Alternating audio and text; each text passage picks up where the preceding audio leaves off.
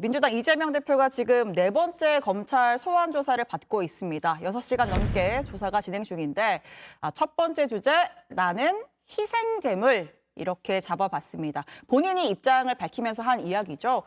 자, 영상을 좀 보면서 이야기를 하겠습니다. 자, 오늘 아침에 이 대표가 서초동 서울중앙지검에 출석을 하는 장면인데 중앙지검으로 바로 들어가지 않고 그 인근의 법원 삼거리에 도착을 해서 이렇게 단상 위에 올라가서 이 스탠드 마이크에 서서 본인이 준비해놓은 메시지를 읽었어요.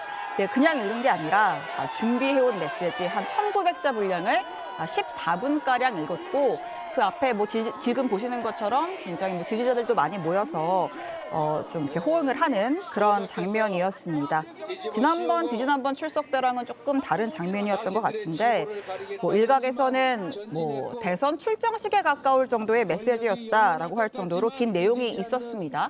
주요 내용은 잠시 직접 들어보겠습니다. 벌써 네 번째 소환입니다. 저를 희생제물로 삼아서 정권의 무능함과 정치 실패를 감춰보겠다는 것 아니겠습니까? 없는 죄를 조작해서 뒤집어 씌우고 자신들의 치부를 가리겠다는 정치검찰의 조작수사 아니겠습니까? 네, 나를 희생 제물로 삼았다. 검찰의 조작 수사다. 이렇게 이야기를 했는데 자, 일단 이번 소환은 백현동 특혜 의혹 관련입니다. 어떤 쟁점이 있습니까? 네, 우선은 이재명 대표 관련해서 대장동 사건을 많이 기억들 하실 텐데요. 예. 그거와 조금 모양은 다르지만 백현동이라고 있습니다. 네. 아파트가 옹벽에 세워져 있는 그런 아파트가 있는데요. 이 아파트를 개발할 당시에 자연녹지 지구를 이제 준주거지역으로 4단계나 종상향을 해주는 상당히 이례적인 일이 있었고요. 또 하나는 이제 민간 임대를 이제 민간 분양으로 돌리면서 민간에 좀 특혜를 줬다 이런 이야기들이고 또 성남도시개발공사를 참여시키지 않으면서 오히려 민간에다가 이익을 몰아줬다라는 지금 그런 비판이 제기되고 있는데 이재명 대표는 지금 배임 혐의에 대해서 부인하고 있는 것으로는 보여집니다. 네, 그러니까 용도 변경한 부분이 있고 이제 민간 임대 비율 축소한 부분이 있고 이 사업 과정에 성남도시개발공사가 빠져서 민간의 이익이 더 돌아갔다 이런 쟁점들이 있는 건데 일단 이재명 대표의 입장은 명백합니다. 그러니까 박근혜 정부의 요청이 있어서 용도 변경을 해준 것이고 당시 정부의 입장을 따랐다라는 것이죠. 본인을 시지프스다 이렇게 비유를 했습니다. 어떻게 해석을 해야 될까요? 그러니까는 검찰이 일부러 이제 계속 부르는 것이고 하지만 이게 좀 부당한 어떤 그러한 일이지만 그럼에도 불구하고 나는 계속 나가겠다 이런 취지의 주장을 한 거 아니겠습니까? 그런데 이 4차례 부른 거는 사실 똑같은 사건에 대해서 계속 이제 소환하고 있는 게 아니라 사건이 여러 개 있기 때문에 소환을 여러 번 한 것이고 그게 이제 시지프스다라고 얘기를 하면은 다소 이제 사실관계는 좀 어긋나는 부분이 있는 것이죠. 사건이 여러 개여서 여러 번 조사를 받는 건 당연한 거 아니겠습니까? 그리고 그 별도의 사건들이 지난 대선 때 이제 문제 제기가 됐을 때 많은 국민들이 그거는 검찰이 조사를 하지 말아야 돼. 수사를 할 필요가 없어. 이렇게 생각한 사건은 없거든요. 다 수사의 필요성은 있다고 봐서 그 이제 절차를 지나고 있는 것인데 이재명 대표는 오히려 이제 그걸 이 수사에 응하고 말고를 넘어서서 이 부분을 좀 정치적으로 소화하고 싶은 그런 욕망이 지금 있는 것 같아요. 그래서 방금 보신 이제 어떤 출정식 같다 이렇게 평하신 그런 이제 광경도 그렇고 좀 이번 기회에 뭔가 탄압받는 그러한 모양새를 오히려 이제 강조를 해서 이걸 가지고 이제 이후에 민주당의 위기를 돌파하는 그런 기회로 삼자 이렇게 보는 것 같은데 저는 이제 그런 좀 대응보다는 담백하게 하는 게 훨씬 더 좋았을 것이다 이렇게 생각을 합니다. 그러니까 검찰이 부르니까 가는 것이다. 조사의 필요성이 있기 때문에 조사받으러 가는 것이고 나는 이 어떤 감추는 것도 없고 우려되는 것도 없기 때문에 그렇기 때문에 조사에 당당히 응하는 것이다. 이렇게 설명했으면 됐을 것 같거든요. 근데 이 정치적인 어떤 색깔을 입히는 것 자체가 앞으로 이제 계속될 이 소위 말하는 검찰의 수사와 관련된 민주당의 어떤 입장, 검찰 수사가 다 잘못된 것이고 우리가 탄압받고 있다는 어떤 주장을 계속 해나가기 위한 그런 포석들을 쭉 놓고 있는 것이다. 이렇게 봐야 되겠죠.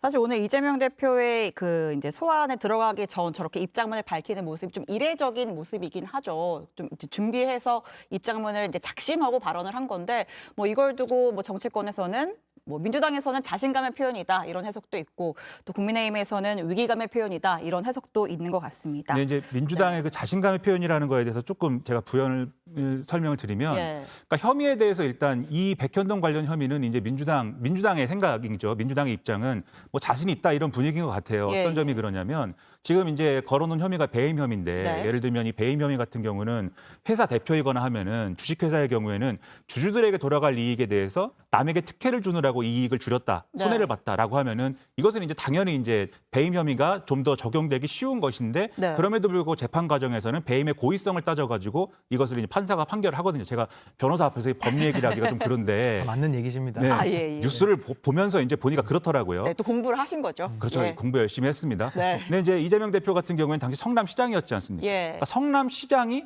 돈을 써서 어떤 정책에서 수익이 안 났다고 해서 이것을 예를 들면 문제 제기를 이 배임과 같은 형식으로 할 수 있는 거냐? 그리고 민간 또 기업의 어떤 행태와 그 이제 주주에게 그 이익을 돌려보내는 행태와 그 지자체 장으로서는 다르다. 근데 네. 그게 이제 법리적으로 볼 때는 다를 수 있다. 그래서 다를 수 있다. 그래서 다 무죄다 이게 아니라 예. 그럼에도 배임 혐의로 이 지자체장을 걸려면 이 배임의 고의가 좀 더 엄격하게 인정돼야 되는데 그러려면 예를 들면 이재명 대표가 민간에 특혜를 준 다음에 네. 대가성으로 뭔가를 이제 추구했다. 그게 네. 정치적인 것이든 금전적인 것이든 그런 어떤 정황이나 이런 것들이 잡혀야 명확하게 돼야 이제 배임 혐의를 증명할 수 있는 거 아니겠냐 이런 거거든요. 민주당 입장은. 예, 예. 근데 제가 볼 때는 이 재판이 뭐 하루 이틀을 갈 문제도 아니기 때문에 지금 어떤 것이 이제 사실이다라고 예단하기는 어려운 것이지만 가장 중요한 거는 그런 설명으로 이제 이 국민들이 납득하는 거냐. 지금 상황에서는 오래 갈 네. 것이기 때문에 민주당이 국민들에게 잃어버린 신뢰를 회복하는 방식으로 지금 이 사건을 대하고 있는 거냐라는 점에 대해서는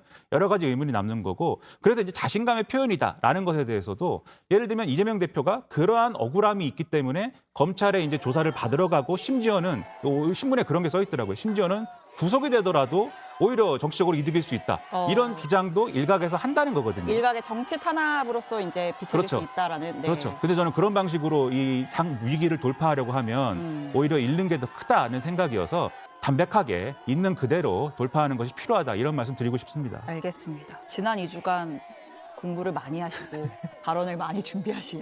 근데 저는 이렇게 봐요. 이게 사실은 법이라는 것이 상당히 좀 평등해야 되고 이거 좀 냉정해야 되거든요. 근데 지금 이것을 출정식처럼 저렇게 하는 것은 마치 사법의 정치화를 지금 시도하는 것이다. 저는 이렇게 봐서 이건 뭐 비판받을 수밖에 없는 행태를 보이고 있는 것이고요. 예. 지금 이 사안이 상당히 심플합니다. 그 이유는 뭐냐면은 정치 탄압이 되고 희생양이 되려면은 윤석열 정부 들어오고 나서 듣도 보지도 못하던 의혹이 나와가지고 막 뒤집어 씌워가지고 영장 청구하고 이러면 이제 사실 희생제물 돼서 국민들이 동정이라도 할 거거든요. 근데 지금 이 사안은 본인의 성남시장 재임 시절에 있었던 일이에요. 그리고 문재인 정부에서도 수사를 그렇게 했는데 안 움직였거든요. 그건 국민들이 다 아십니다. 그러고 나서 이제 정권이 바뀌고 나서 무리한 수사 내지는 뭐 편파 수사다 이런 얘기거든요. 그렇다면 편파성에 대해서는 따로 지적을 하더라도 이재명 대표의 죄가 없어지진 않지 않겠습니까? 그러니까 죄의 혐의지만은요. 그렇다면 이 혐의는 이겁니다. 백현동에 아파트를 세우는데요. 자연녹지가 갑자기 준주거지역으로 4단계나 점프를 합니다. 이런 경우가 도대체 있습니까? 없거든요. 근데 이것이 됐는데 그 사이에 개발업자와 사이에는 이재명 대표의 선대본부장을 했던 김인섭 씨가 있는 거예요. 이분이 네. 70억 이상을 받았다는 것인데 이런 정황들 속에서 뭐 정진상 씨나 다 지금 연루된 사람들이 조사를 받고 있는데 협조적이지 않거든요. 네. 그렇기 때문에 전 이 사안에 대해서는 자꾸 사법의 정치 쟁점화를 통해서 진실을 가리려고 할 것이 아니라 정말 떳떳하다고 한다면은 오히려 사법 절차에 응해서 본인의 무죄를 증거하고 오히려 저는 그렇게 되면 역풍이 일 수도 있다고 보거든요. 예. 근데 이재명 대표의 지금 저런 처신은 저는 법률가로서 또 야당의 대표로서는 매우 부적절하다. 저는 이렇게 봅니다. 알겠습니다. 일단 뭐 수사를 통해 밝혀져야 될 부분이니까 수사에 뭐 적극적으로 협조하면 된다 이런 취지로 이해가 됩니다. 자, 오늘 그 입장을 밝혔던 내용 조금 더 들어보고 대화 이어가겠습니다. 이 모든 게 저의 부족함으로 검찰 독재 정권을 탄생시켰기 때문이라는 자책감이 너무도 무겁게 어깨를 짓누릅니다. 국민을 무시하고 억압하는 정권은 결코 오래 갈 수 없습니다. 우리 국민들은 반드시 다시 떨쳐 일어나서 국민이 주인은 민주공화국 다시 만들어낼 것입니다. 네, 역시 이제 검찰 독재 정권, 야당 탄압을 좀 부각하면서 지지층을 좀 결집하려는 거 아니냐 이렇게 좀 분석을 할 수가 있을 것 같아요. 근데 지금 이재명 대표의 지지층 그리고 민주당 지지층은 이미 결집된 상태입니다. 그렇기 아. 때문에 여기서 더 뭔가를 결집시키고 뭔가를 모은다고 하면은 그럼 이제 예를 들면 중도적 영역에 있는 시민들까지도 포괄할 수 있는 이런 대응이 필요한 것인데 네. 저 모습은 그래서 지지층 결집을 물론 이제 유도한 것이다 이렇게 해석할 수 있지만 동시에 지지층의 요구에 사실 호응하고 있는 것이죠. 이재명 대표와 민주당 이 지도부가 사실 그 예를 들면 중도적인 어떤 시민들의 지지까지 받기 위해서 가장 좋은 그림은 방금 말씀드렸던 것처럼 이거는 담백하게 대응하는 거거든요. 담백하게 대응하고 나머지 이제 민생 문제라든가 이런 것들을 이 민주당의 의원들이 제대로 발굴하고 또 윤석열 정부가 이제 실정을 벌이고 있는 거에 대해서 합리적으로 대안해가지고 비판하고 이런 모습들이 더 부각이 돼야 안 그래도 지금 이제 윤석열 정권에 대해서 국민들의 실망이 큰 상황에서 네. 그래야 이제 민주당의 어떤 대안적인 어떤 모습이 부각이 되는 거 아니겠습니까? 네. 근데 이게 이재명 대표 이 야당 대표가 어떤 사법적인 어떤 처리 문제에 있어서 이렇게 정치적인 어떤 대응을 하고 있다라는 인상을 주게 되면 그게 이제 민주당의 대안인가에 대해서는 좀 의문스러워질 거예요. 왜냐하면 그렇지 않아도 모든 문제를 이렇게 정치적으로 과열해가지고 다 이렇게 다루는 그러한 태도에 국민들이 굉장히 질려 있기 때문에 여기에는 이제 여당의 사실 책임도 좀 있다고 봐요. 그러한 이제 정치 풍토가 만들어지는 데는. 그러니까 여당도 사실 이재명 대표와 관련돼 가지고 이재명 대표와 관련되지 않은 사안도 민주당이 뭘 하면 다 이재명 방탄이냐? 다 이재명 대표 지키기냐? 뭐 이렇게 막 비난을 해온 일이 있기 때문에 오히려 그런 걸 근거로 해서 또 이재명 대표가 거기에 대해서 저런 정치적인 대응을 할 수 있는 조건도 또 형성된 바가 있는 거거든요. 네. 그래서 그런 점을 종합을 해보면 이게 지지층 결집을 통해서 정치적인 이익을 거뒀느냐라는 문제보다도 오히려 이제 이런 게 계속돼서 지금까지 민주당이 손해를 많이 봤다고 저는 생각을 하는데 여전히 그 손해본 거를 회복할 의지는 없는 것처럼 보일 수 있기 때문에 그래서 이제 부적절한 측면이 있다고 말씀드리는 겁니다. 그러니까 오히려 지지층을 시키기 위해서라기보다는 결집된 지지층이 원하는 행보를 좀 보이는 측면이 있다. 이렇게 그렇죠. 분석을 하시는 거고요. 근데 저는 모든 비판을 할 때는 저는 어휘를 그 수준에 맞게 써야 된다고 저는 보거든요. 검찰 독재 정권. 독재 정권이면은 지금 이렇게 가만히 있으면 되겠습니까? 다 같이 온 국민이 일어나서 지금 거리에 나가야 돼요. 제가 볼 때는. 그 이재명 대표는 대선에 참여하신 한 주체 아니었습니까? 근데 이제 와서 검찰 독재 정권이다 이렇게 네이밍을 붙이게 되면은 이럴 거면 이건 대선 불복이라는 얘기를 들을 수밖에 없는 또 비판을 자초할 수밖에 없는 용어 사용이다라고 저는 보이고요. 또 하나는 지금 자책감이 너무나도 무거워서 어깨를 짓누른다라고 책임을 통감하는 발언을 하시지 않았습니까? 그럼 저 이재명 대표에게 반대로 여쭙고 싶은 것이 그 무거운 책임감을 왜 고백하시면서 왜 책임을 행동으로 지지 않습니까? 그동안에도 이재명 대표가 대선 패배, 지선 패배 누누이 얘기했는데 아무런 책임을 지지 않았거든요. 그러면서 어깨는 무거워서 짓누른다 이런 얘기를 하고 있고 본인은 희생양이다 이렇게 얘기하거든요. 그러니까 말이 맞으려면은 행동과 말의 앞뒤가 맞아야 되는데 말의 앞뒤도 안 맞고 말과 행동도 안 맞거든요. 그렇기 때문에 이재명 대표는 지금 본인에 대한 국민들의 시선, 시각 좀 이거에 대해서 저는 좀 냉정하게 돌아봐야 된다. 그리고 민주당도 재명수호로 나가면은 이거 조국수호 시즌2가 되는 거거든요. 그러니까 잘못된 방향으로 가서는 아마 민주당이 또 호되게 국민들의 심판을 피하기 어려울 것이다. 좀 그렇게 봅니다. 알겠습니다. 자, 일단 수사가 진행이 되면 검찰이 구속영장을 좀 청구할 가능성이 현재로서는 높아 보입니다. 근데 이제 민주당이 앞서 정당한 수사인 경우에는 체포동의안 포기하겠다 이렇게 선언을 한 바가 있었는데 오늘 이재명 대표가 이 영장 검찰이 청구하면 뭐 내가 내 발로 출석해서 나가서 심사받겠다 이런 이야기도 했어요. 언급을. 다만 좀 조건을 붙이긴 했습니다. 그 얘기도 좀 듣고 이야기하겠습니다. 말도 안 되는 조작 수사로 구속영장을 청구한다면 제 발로 출석해서 심사받겠습니다. 저를 보호하기 위한 국회는 따로 열리지 않을 것입니다. 검찰은 정치가 아니라 수사를 해야 합니다. 회기 중에 영장 청구해서 분열과 갈등을 노리는 꼼수 포기하고 당당하게 비회기 때 청구하십시오. 자, 영장을 청구한다면 제 발로 출석해 심사받겠다. 단 조건이 붙었습니다. 그러니까 국회 회기가 아닌 기간, 비회기 중에 영장을 청구해라. 라는 건데요. 일단 지금 회기 중이죠. 8월 임시국회 회기 중이고 이제 회기 중에 영장을 청구하면은 이제 국회법에 따라서 체포동의안 표결을 해야 되는데 비회기에 영장을 청구해라라는 건 표결 없이 가겠다 이런 의미인 거죠.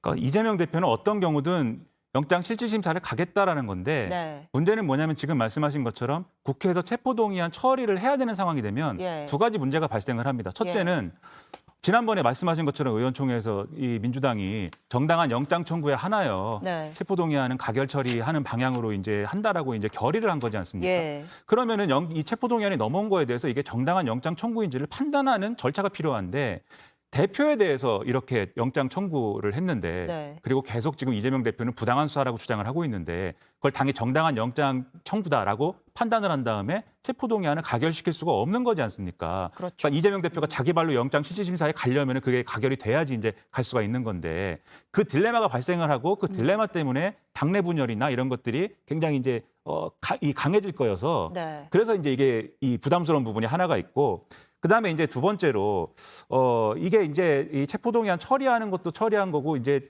이 처리하는 건데 예를 들면 이런 방법도 있을 수 있겠죠. 제가 여러 차례 이제 말씀드린 바도 있는데 이재명 대표가 차라리 이거를 가결 처리해 달라고 선언을 해라. 그런 경우에도 네. 그러면 이제 문제가 이제 이 해소되는 거 아닙니까? 모순이. 예. 근데 그런 경우에도 굉장히 이제 이재명 대표의 어떤 강한 지지층의 어떤 그런 또 수요를 공급을 이제 하고 있는 그러한 의원들이 충성심의 발로로서 반대표를 할 수도 있는 것이죠. 또 그런 경우에 그럼 이걸 가결 처리를 장담할 수 있겠느냐? 오히려 이재명 대표가 이것을 가결 처리해 주십시오라고 얘기를 했는데 만약에 이게 부결됐다라고 네. 하면은 이거는 양쪽에서 사실 어려운 지경이 되는 거거든요. 예. 당의 의원들도 컨트롤이 안 되고 또 비판은 비판대로 받는 것이고 그래서 저런 얘기를 하는 건데 회기가 아닌 때에 영장을 청구해라. 심지어 이제 언론은 이렇게 전망을 합니다. 8월 임시국회 일정에 해당할 때 이 체포동의안이 넘어올 것으로 예상이 되면 네. 이 민주당이 다수당이니까 회기를 끊어서 중간에 한번 끊어가지고 비회 기간을 인위적으로 만드는 방식으로라도 그렇게 하겠다 이런 거거든요. 회기를 살라미로 끊어서. 그렇죠. 네. 그런데 이것도 사실 항상 할 수 있는 게 아니라 정기국회에 가면은 이걸 못 합니다. 그건 예. 정해져 있는 일정이 있기 때문에 9월 달에 청구하면 어쩔 수 없이 이 이재명 대표에 대한 체포동의안은 민주당이 이게 정당한 건지 여부를 판단해서 이 표결 절차를 해야 돼요. 네. 근데 그때 과연 의도한 대로 될 것이냐에 대해서 오히려 이런 발언을 통해서 자신이 없다 이런 얘기가 되는 거예요. 그래서 저는 이런 사족을 붙여서 이런 얘기를 오늘 할 필요가 없었는데 또 뭐 이렇게 얘기한 어떤 판단 근거가 뭐였을까는 상당한 의문이 있습니다. 네. 그러니까 어쨌든 회기 중에 영장이 온다면 표결 절차를 밟아야 하는 것이고 절차상 그렇게 되면 민주당이 딜레마에 빠질 수 있기 때문에 이런 언급을 했다라고 분석을 하셨고 자 그럼 어쨌든 그럼 지금 민주당의 입장은 검찰이 회기 중에 영장을 청구하는 것 자체가 이제 정치적인 것이다. 그걸 이제 노림 수사를 한 것이다. 이렇게 좀 보고 있는데 실제로 검찰의 수사 상황이 어떻습니까? 실제로 검찰이 좀 이 시기를 막 조율을 하는 건가요? 근데 이제는 영장 청구 시점까지도 피의자한테 물어보고 정해야 되는 이런 참 어처구니 없는 발언을 지금 하고 있는데요. 저를 보호하기 위한 국회는 따로 열리지 않을 것입니다라고 얘기를 했어요. 근데 그동안에 불체포특권 다 쓰셨잖아요. 예. 그럼 그때부터 안 썼어야죠. 그리고 대선 때도 본인이 불체포특권 안 쓰겠다고 약속을 하셨잖아요. 네. 그러니까 말이 지금 다 안 맞고 꼬이는 거거든요. 전 이 부분을 지적드리고 싶고 또 하나는 정당한 영장 청구가 아닌 거를 왜 국회에서 그 판단을 하죠? 그러니까 정당하냐 안 하냐에 대해서는 법원에서 판단을 하는 것인데 지금 불체포특권에 대해서 그냥 불체포특권 사용하면 되는 것이고 또 안 사용하면 되는 겁니다. 그래서 여기에 대해서 너무 복잡하게 지금 사족을 붙이고 있는 것 같고 또 하나는 김남국 의원도 처음에 코인 얘기 나왔을 때 기획수사다 이랬거든요. 노웅래 의원도 기획수사다. 뭐 돈봉투도 기획수사다. 그냥 모든 게 다 기획이에요. 그렇게 치면 민주당에 대해서는 수사가 불가능하지 않습니까? 완전히 수사의 성역을 치고 있거든요. 그러니까 저는 이런 식의 태도가 국민들에게 오히려 불신을 더 가중시키고 있다. 법의 원칙에 따라서 수사를 받고 무죄가 나올 수도 있고 그럼 검찰이 또 역공을 받거든요. 그러니까 여기에 대한 시스템을 존중해야 되는데 지금 민주당은 사법 시스템을 전혀 존중할 의사가 보이지 않아서 매우 안타깝게 생각합니다. 네. 자, 가뜩이나 경색된 여야 관계가 오늘 또 이재명 대표의 소환으로 또 한 번 또 얼어붙는 그런 상황이 됐는데 여야가 오늘 이제 이 대표 소환 관련해서 입장을 밝혔습니다. 들어보고 넘어가겠습니다. 자신을 민주주의를 위한 희생자에 비유하며 국민과 국가에 대한 기여를 이야기하는 모습에서는 소름 끼칠 정도의 뻔뻔함과 분노도 느꼈습니다. 이 대표와 참으로 닮은 시지퍼스, 끝없는 죗값을 받았던 그 결말도 같을 것입니다. 참으로 잔인한 시대입니다. 정권이 바뀐 뒤 제1야당 대표에 대한 수사를 집요하고 지리하게 끌고 가는 모습에서 국민은 수사가 아니라 정치를 봅니다. 이미 국민들은 이 상황을 총선까지 끌고 갈 것으로 말하고 있습니다. 민주당 상황이 상당히 복잡할 것 같습니다. 어제도 이제 그 혁신안 관련해서 이제 의원총회 뭐 있었고 뭐 당 현안 뭐 이런 논의한다고 했는데 이제 의총만 열다 보면 또 이제 비명계에서 워낙 센 발언들이 많이 나와가지고 어제도 뭐 이제 친문계 홍영표 의원 같은 경우에는 뭐 김은경 혁신위를 겨냥해서 뭐 해당 행위 하고 있다 물러나라. 뭐 서론 의원 같은 경우에는 비명계 서론 의원은 아예 지도부가 총사퇴해야 된다 이런 얘기까지 하는데 결국은 뭐 이것이 뭐 검찰의 의도인지 아니면 뭐 민주당의 당내 상황이 그런 건지 모르겠습니다만 이재명 지도부에 대한 리스크는 당내에서 좀 커지고 있는 건 맞습니까? 예. 일단은 이제 이재명 대표의 리더십과 관련돼서는 계속 의문이 제기될 수밖에 없는 순간들이 계속 이제 온 것이고 계속 이제 지나간 것이죠. 네. 그러니까 김은경 혁신위가 과연 혁신을 할 수 있겠느냐에 대해서도 처음부터 좀 의문이 있었지만 네. 지난번에도 이제 이 자리에서 말씀드린 이제 여명 비례 투표 발언 이후로는 완전히 이제 혁신의 동력이 상실되면서 마지막에 이제 그 던지듯이 이 전당대 룰 개정 관련하고 그 다음에 공천 룰에 어떻게 좀 이 일부 이제 평가가 좋지 않은 의원 평가가 좋지 않은 분들에 대한 감점을 어떻게 적용할 거냐 이 두 가지를 크게 나눠서 던지고 이제 퇴장해 버린 거잖아요 혁신위가. 근데 문제는 이재명 대표가 처음에 이제 김은경 혁신위를 시작을 할 때 전권을 실어주겠다든지 상당히 이제 좀 정권을 주겠다든지 힘을 실어주는 그런 방향으로 쭉 얘기를 해왔기 때문에 김은경 혁신위가 이렇게 엉망진창이 된 상태에서 활동을 끝낸 이후에는 당연히 이제 논란이 커질 수밖에 없고 뭐 상황이 이상해질 수밖에 없는 그런 딜레마가 지금 존재하는 것이죠. 더군다나 이게 지금 말씀드린 어떤 결대로 하면 우리가 1차원적으로 보면은 소위 이재명 대표와 가까운 친명계는 아니 혁신안 왜 이거 왜 거부하는 것이냐.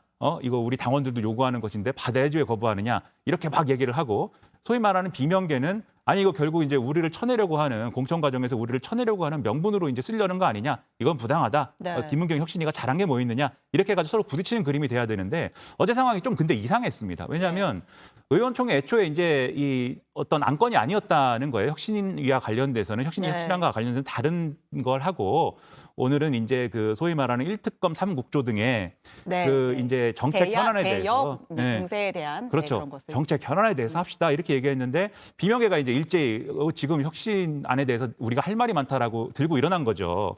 근데 이런 그림이 됐으면 우리가 앞에 구도에 따르면 친명계가 여기다가 반격을 하고 뭐 이런 일들이 막 벌어졌어야 되는데 오히려 별 말을 안 했다라는 거 아니겠습니까? 네. 두 가지 이유가 있는데 김은경 혁신위의 명분이 상당히 사라져버린 상태라는 거에 대해서 친명계도 어느 정도 동의할 수밖에 없는 국면인 거예요. 지금 상황이. 두 번째는 방금 말씀드린 것 중에 공천 룰과 관련된 부분이 있지 않습니까? 네. 의원 평가가 안 좋은 사람들은 이제 하위 몇 %씩 해가지고 거기에 감점 주기로 했는데 이거를 예를 들면 혁신안을 수용을 하는데 전당대 룰만 수용하고 이거는 수용 안 한다. 이렇게 되면 이상한 거잖아요. 수용하려면 다 수용해야 되는데 그런데 그 다선 의원 또는 의원 평가가 안 좋은 사람 중에 과연 친명계로 분류되는 사람이 없느냐. 그렇지 않거든요. 대표적으로 김남국 의원은 친명계입니까 비명계입니까? 친명계지 않습니까? 그렇죠. 이런 사정들이 있다 보니까 친명계도 사실은 용감하게 목소리는 지금 못 내는 상황이라는 거예요. 그러면 이재명 대표는 리더십은 어디로 가는 거냐 어떻게 되는 거냐. 네. 지금 굉장히 골치가 아픈 상황인 것이죠.